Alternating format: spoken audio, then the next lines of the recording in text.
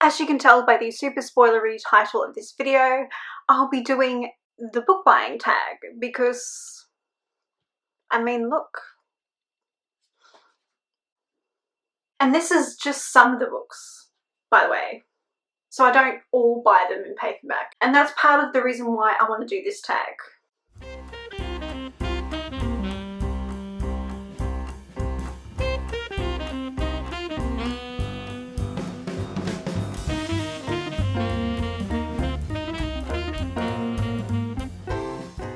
Hello thriller novel lovers! In this video I'll be doing the book buying tag. I've been on YouTube for quite a while. I have 2 channels, maybe a third that I really don't want people to find because it's kind of embarrassing. It's my first ever videos on there and it's just, yeah, embarrassing. It doesn't quite do it justice, but trust me, it's embarrassing. I wanted to start doing a few tags on this channel just for fun and just so you can get to know a little bit about me and my reading habits and what I like, just so you can get a hint of what you can expect from this channel. And because I've been on YouTube, I've been sort of on and using YouTube for quite a while, I do enjoy watching tags, and because my channel is so small, no one tags me in any of these videos because no one knows I exist, partly because I do create content quite sporadically and that's my bad. So to encourage me to create more videos, I'm going to start I guess a little segment on my channel where I just do tags that I see around YouTube. Obviously at some stage I need to do the booktube newbie tag, but I'm going to start off with the book buying tag because I sort of feel like might be a bit too late for me to do the booktube newbie tag, but I'll do it anyway at some point. But I thought I'd start off with this because I love buying books and I have a whole stack down there, and those books, by the way, are waiting to be hauled by me. As you can tell, I've got a book buying problem. Without further ado, let's get into the questions. Actually, I almost forgot, and I've created my potentially second tag faux pas. I've forgotten to tell you who the original creator is because it's always important to give credit to the original creator. So the original creator of this book buying tag is Megan, and her YouTube channel is called Megan Olivier Booktube. I'll add a link to her original video in the description box below, as well as a few other book buying tags done by a few other creators that I've watched that I really enjoyed. So without further ado, let's get into the questions. God, I say that word really weirdly, don't I? I do.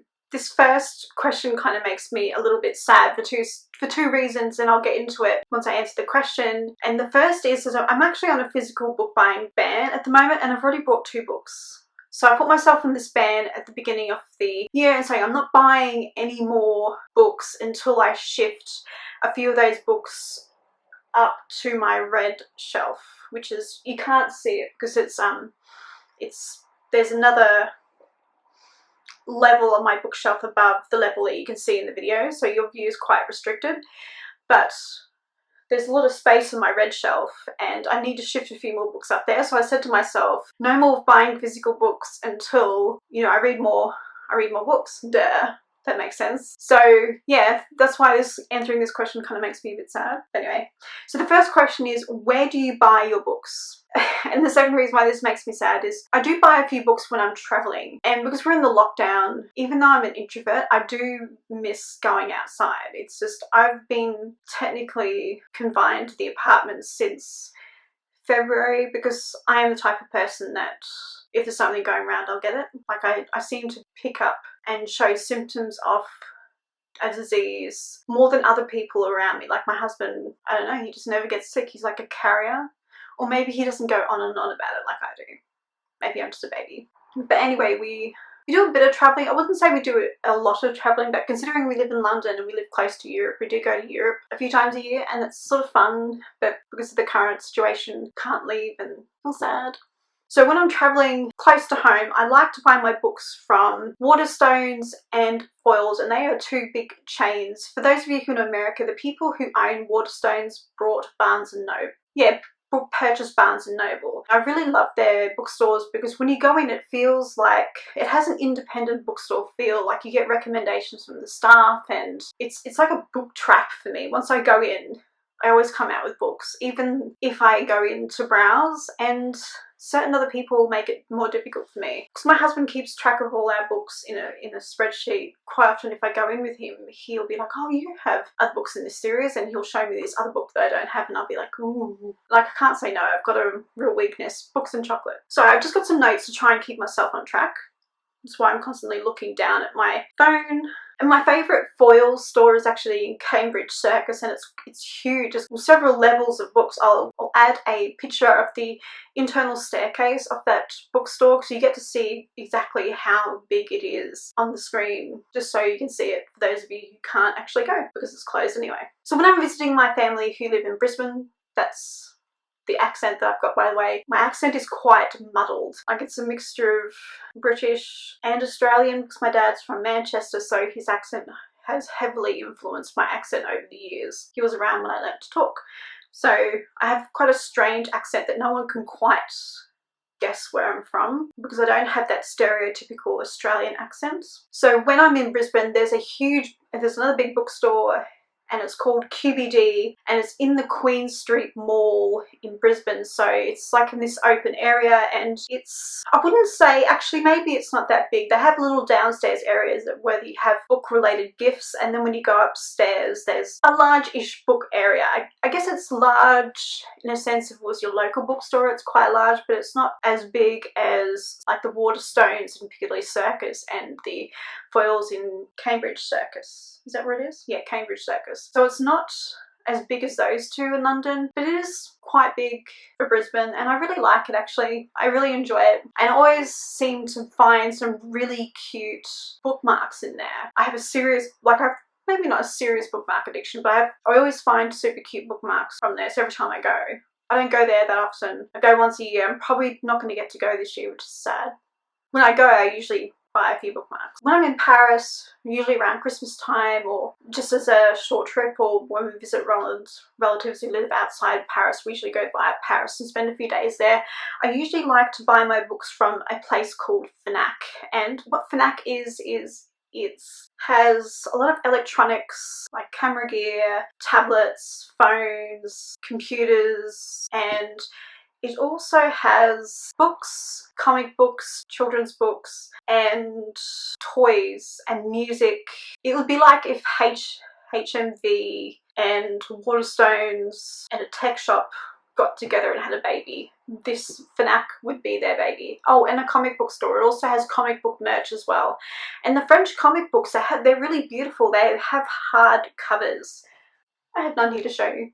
I'll be back with a comic book to show you. So the French comic books look like this. They're like a beautiful hardback. I have to roll back on my chair. Yeah, so they look like this. They're a beautiful hardback, and obviously on the inside they're obviously full colour, but unlike the British, well, the American ones that you sort of see sold in English are usually paperback, and they've got the covers bend and sort of tear easily, whereas this is like a serious hardback. So yeah, so I brought this one. Its direct translation into English is The Mysterious Affair. It features Agatha Christie because it's in French and it's going to take me a while to read it, so I'm going to ask someone who knows. So I went and double checked with my husband because French isn't my first language and I'm learning, so I wanted to double check that I didn't sort of misinterpret the little I could read at the back of the book. So basically it's about her disappearance in December 1926, and it sort of flashes back between moments in her childhood and the present day of the comic, which is December 1926, and they talk about her disappearance, and it's about, I guess, a search to find her. It doesn't have a lot of French in there, but the little it does have, some of it I understand, some of it I don't, and I can sort of guess what's happening based on the context and the pictures, but obviously we'll probably spend a lot of time looking words up, and it's just a way, like a fun way for me to become more familiar with the French language. So I got that at Fnac. So the other place in France that I buy books towards France is actually a bookstore called Gibert, and it's spelled G-I-B-E-R-T, and that's just a bookstore. It just sells books and comics, and there's quite a big store that actually stocks a ton of books in the city centre of the sort of city that Roland's parents live in, and it's quite, yeah, it's quite cute. It's overloaded with books. It's jam-packed, and I've never actually filmed in there, so I don't have any footage to show you either, which is a bit sad, and I don't think I've taken photos either. I've just been overwhelmed by the amount of books that are in there. But yeah, that's where I generally buy my books, my physical books. But in terms of digital and audio books, I tend to buy them from Amazon. Yeah, so I tend to buy my ebooks on Amazon. I use the UK store, and I buy my audiobooks from Audible. I have a subscription, and it's just $7.99 a month. And occasionally I will buy an extra 3 credits and I'll purchase 3 more audiobooks. I'm not particularly fussed on the length of the audiobook, but what I will do is, if sometimes when you buy an ebook, you can buy the audio for an extra $2.99. If that's the price for the audio, then I'll buy it that way. But if the book gets over around $5.99, I'll actually use one of the credits I have left over on my account to purchase the books. What I like about Audible is if I don't buy a book that month, it'll just roll over to the next, and sometimes I'll have 3 months where I haven't purchased an audiobook, and it'll just sit there waiting for me to use them. Obviously, I do get emails from Audible saying, hey, why don't you use your credits on these books? But I tend to not open them because I'm trying to focus on reading instead of just buying.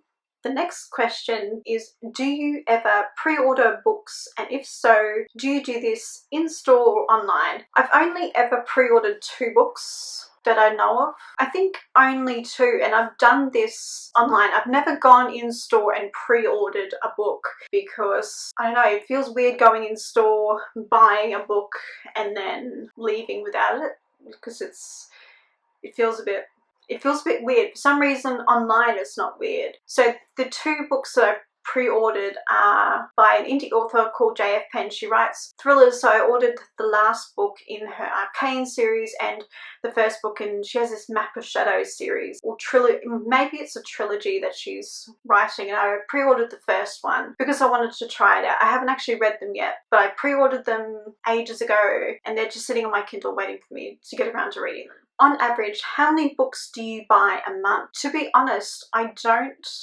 buy a set amount of books a month, and I certainly don't track it.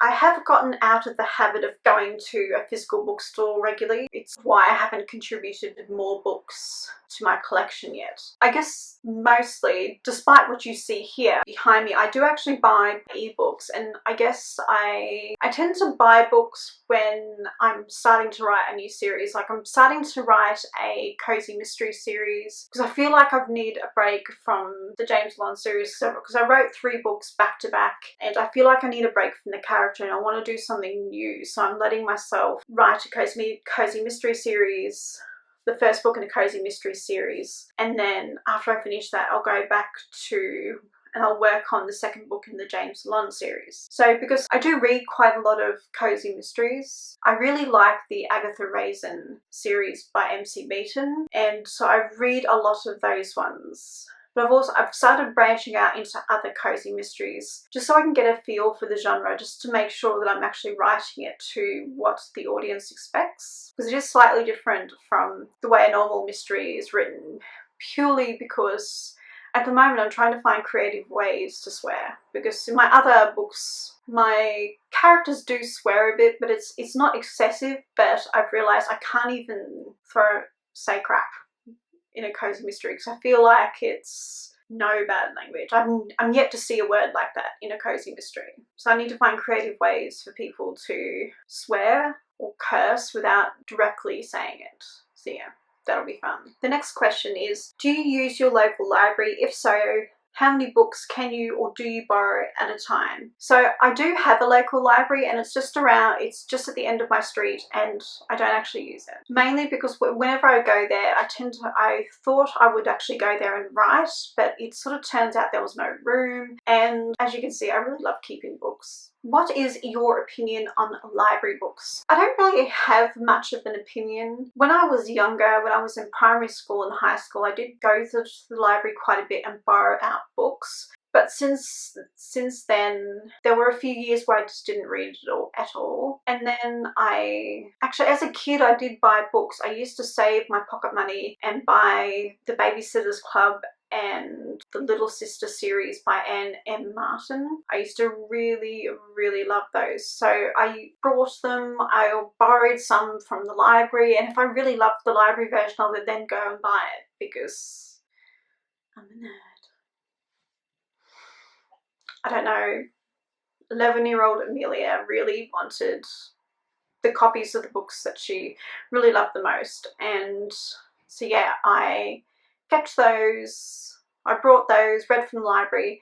So I think libraries are good if you perhaps love to read but you don't have the money for this, because some of these are hardbacks and sometimes reading can be expensive. I remember when I lived in Australia, reading was super expensive, but the books seem to be a lot cheaper in the United Kingdom. I don't see a problem with going to the library or library books in general. I do want, as an author, I do want my books in the libraries because I realise not everyone can afford to read, and that's fine. Or some people just like going to the library. I get it, it's nice, it smells like books, there's nothing wrong with it. I find this question quite strange, what's your opinion? Because it's like, no offense to the creator of this book buying tag either. So I don't actually use libraries, and part of this is because I do struggle to stick to my TBR list, if I'm going to be perfectly honest. Like, I get shiny object syndrome and I'm like, oh, I want to read this, and I'll have every intention of reading X amount of books for this month, and I'll change my mind at the last minute and go down some other path, and eventually I will come back to my TBR pile, but it's just the way I read. I don't stick to anything, and I think if I went to the library it would just make it worse. I wouldn't have time to read the books that I borrow because I'm not quite sure how long you would get to read books in the library. Not sure what the time frame is for that. The next question is, how do you feel about charity shop or secondhand books? So I do think the secondhand market and charity bookshops are a good thing for authors. I don't think necessarily it's a bad thing. I do realise even though they're not getting a royalty off the sale, it's another a way for someone to discover an author that's new for them, and I think that's a good thing. I am considering donating the books that I've read that Roland doesn't particularly want to read to my local secondhand bookstore. But there are a few books on my TBR shelf that I want to keep for reference purposes, and some that I'm happy to give away. And I've just spoiled the next question for you. So the next question is, do you keep your read and TBR pile together on the same bookshelf or not? So no, I used to have all my books together, split up into fiction and non-fiction, and have them listed alphabetically, my fiction ones by author, but I don't do that anymore. I've taken out the books that I've read just to make it easier for me, and I put them on a separate shelf. They're in order of author, and I keep my to be read books on many shelves, and they're in order of author as well. For my non-fiction books, I separate them into categories, and then with the categories I list them by author. And I've pulled out all my writing reference books and I've put them on my desk because I need them close at hand. Sorry, for some reason for the last 2 weeks I've had like a skin irritation, and it's just everywhere all over my body, and I can't actually help scratching, and I've been on an antihistamine for a week and a half now, and well, maybe a week now. Yeah, it's been a week and it's not helping. So that's why I'm scratching. I'm so sorry, it looks disgusting. The next question is, do you plan to read all of the books that you own?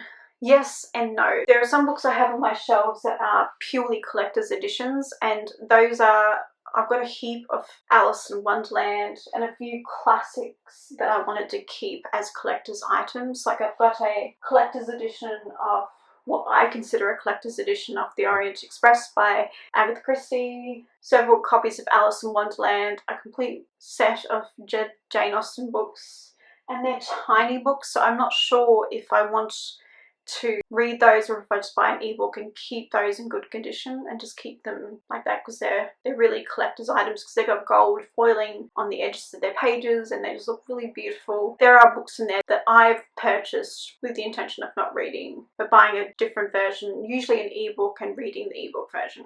And the next question is, what do you do with books you own that you feel you will never read or felt you didn't enjoy? So there are a few books. There aren't a lot of books that I started reading and didn't particularly enjoy. One of those books I've actually brought the next book in the series, so I'm thinking, well, I didn't enjoy the first one. Well, I stopped enjoying the character. The character just became really superficial and selfish, and it was just, I found it hard to read because I'm not really obsessed with what I wear and makeup and all of that. I'm not really that type of girl. So that's why you'll never see me having a beauty channel. I found this particular main character difficult to relate to, so I stopped reading the books, and I have a few others that I didn't like aspects of the plot. I don't necessarily think that these books are bad books because I didn't enjoy them or the plot didn't go in the direction that I had hoped, because sometimes I get people who read my books that don't enjoy the direction the plot goes in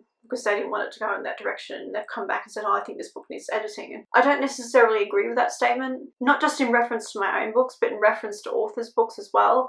Just because I don't enjoy something doesn't mean I think it's bad or that it needs more editing. I think it's just, I'm not the target audience for that book, and it's meant to be enjoyed by other people. So I am considering taking those books to an independent bookstore or a secondhand bookstore because they're in really good condition. Maybe I'll just donate them or something and move on. But yeah, that's what I plan on doing with those books. And there's also I've got a writers and artists book for 2017, and I'm not sure what to do with that because it's just a reference book of who to contact. I don't know whether to donate it or to throw it out because it's since expired. Because it was for 2017, the information isn't up to date, so I have no idea what to do with that one either. So maybe I'll donate it and see if they accept it, and if not, I'm gonna have to say goodbye. I'll have to recycle it or something. Sorry, the next question is, have you ever donated books? So yes, I have. When I moved from Melbourne to London, I donated my old financial planning textbooks that I'd just been hoarding, and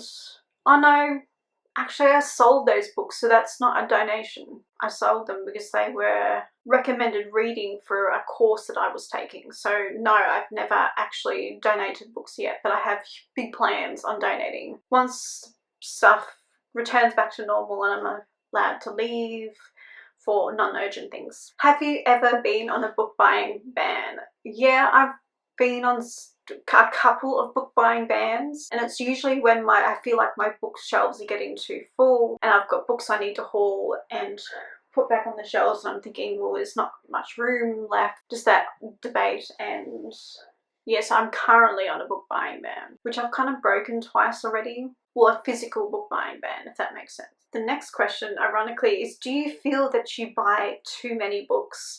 Yeah, I would say yes. But my inner book nerd is like, you can never have too many books. But I would say, yeah, I think if you don't have any more room on your bookshelves, then perhaps you might have too many books. But I saw this picture of Lucy Worsley the other day on Twitter, and she was literally surrounded by books, and she called it her book room, and she had piles of books like right up to her shoulders, and I was jelly, like super jealous.